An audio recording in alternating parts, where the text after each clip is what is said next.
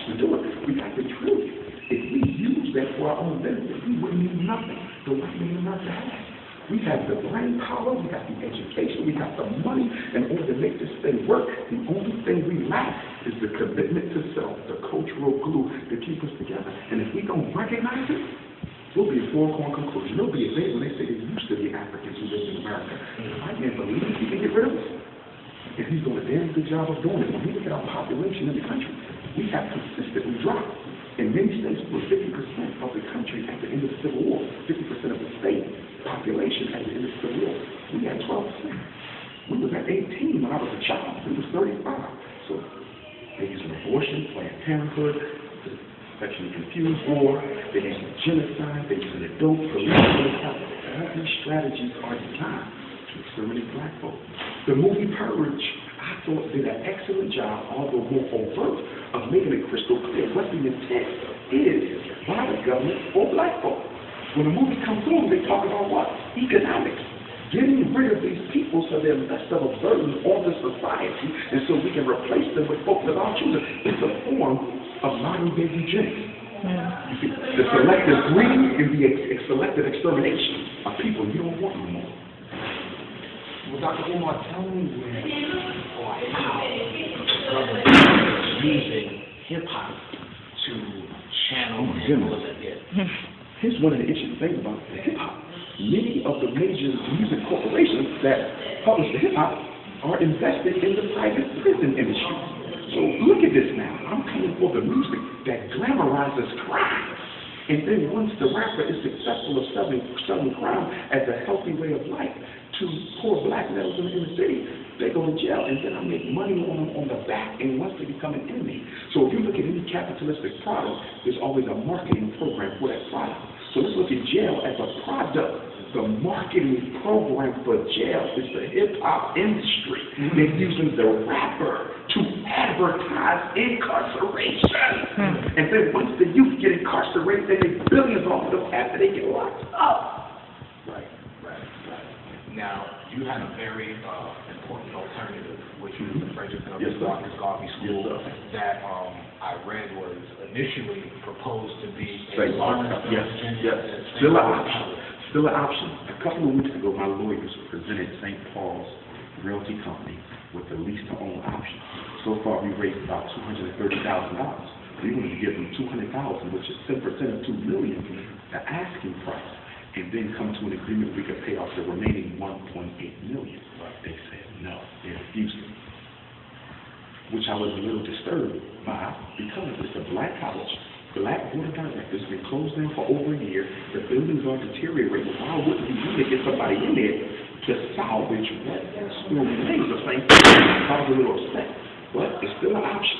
But because they want payment in full, that forces me to look at other locations. There's a couple other HBCUs, unfortunately, that are slated to be closed down soon, so I'm considering some of them.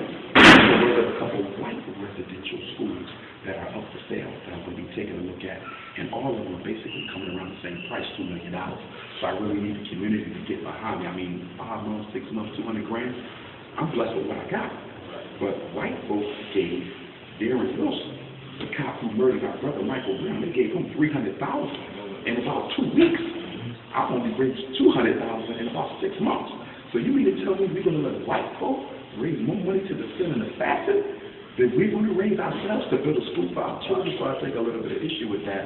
You know, but the donations are still coming in. I just picked up some more this morning, yesterday. They're coming in. I'm getting a lot of energy. It's just that the amounts are low.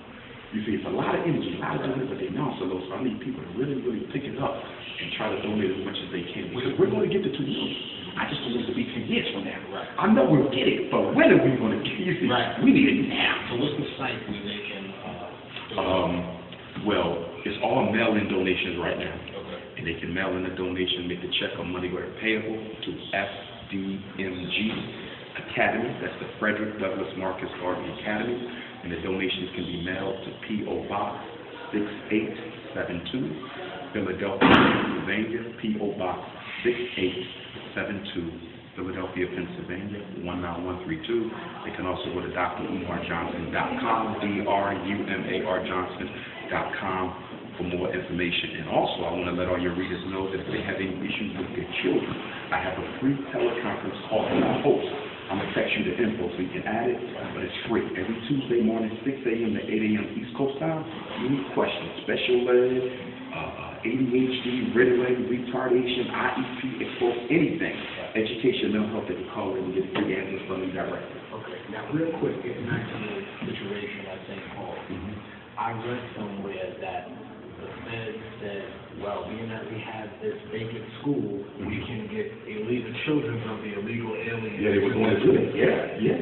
They were going to, but the community came together and stopped it. The black, because Lawrenceville is predominantly black folk. Right. So the black folk came together and said, you're not going to bring illegal alien teens who have a history of juvenile delinquency and put them in our backyard with our children, and we don't know what type of issue that this is.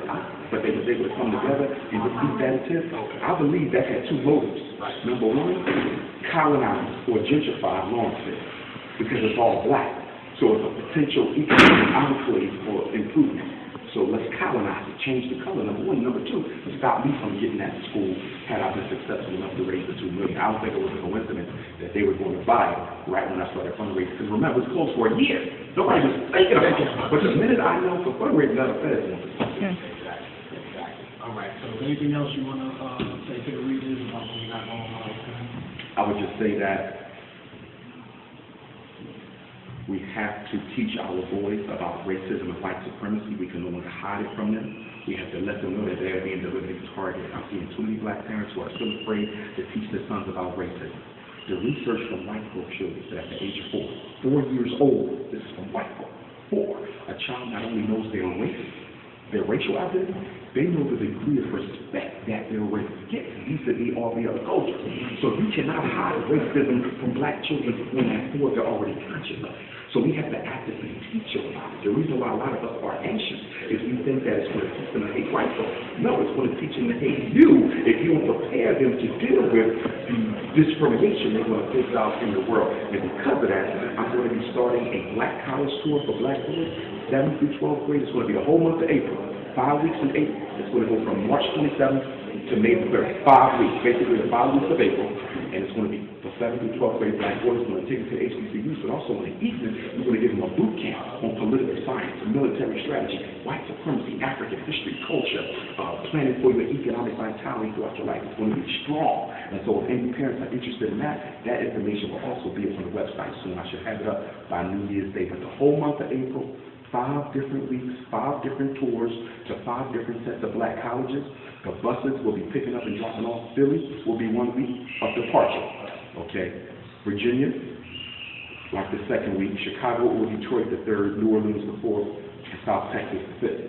And depending on where I pick the children up at, they will visit colleges in a different region. No, I want to get them out their region. Because if you live in Virginia, you already have access to the black colleges in Virginia. So I'm going to take you to the Deep South. If you live in the Deep South, I might take you to the Northeast. You live in the Northeast, I might take you to the Southeast. And if you live in the Southeast, I might take you to the Midwest. So we're going to get them out of their immediate environment so they can experience a whole new set of HBCUs. So that's going to be the month of April. All right. I know you got to